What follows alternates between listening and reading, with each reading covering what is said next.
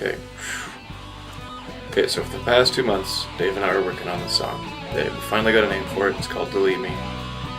And it's basically about how, people might have like over 1,000 friends on Facebook or whatever, but they're not really friends, and there's not really much point in having, like, who has 1,000 friends? Like, nobody, right? So, okay, I got 1,000 friends on my Facebook. I only talk to like 40 of them. But anyway, so that's kind of what we got the idea from too. And basically just about being superficial or whatever. Oh, I feel better now because I'm more popular, but whatever, fuck you.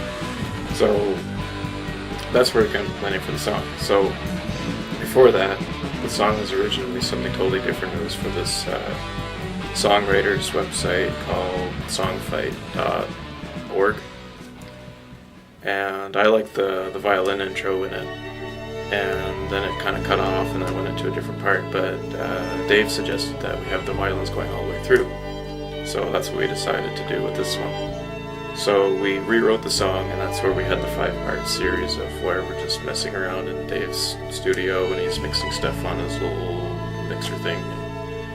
That goes so far, and we didn't have much time, and Dave didn't have much time to really edit the song and increase the levels and do this, what's called in Cubase, this automation thing.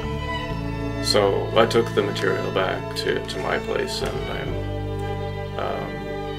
messing with the song. I got a new violin, I'll show you that. So, because we didn't like the sound of the original violins that we had in the original recording, so I had to re-record those, and I'll show you that in a minute. But also, the song sounds a whole lot better now because it's the first step would be to record the violins and record the other instruments. The next step is to actually control what the instruments do in the song. Like, I want the bass to come in at a certain point. I want the bass to sound a little bit more powerful as the song goes before the chorus. I want the guitar solo to come in louder during the guitar solo, and I want it to be held back in other parts, especially when the vocalist is going to be singing. I want things to be held back so the vocals come to the foreground, and then when the vocals stop, I want there to be a little bit of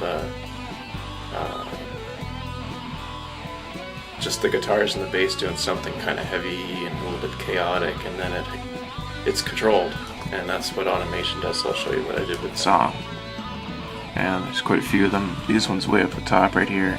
These are just the drums, like the overhead microphones and stuff like that. So the drums are in stereo. There's the bass, there's the violins that are all put into a category.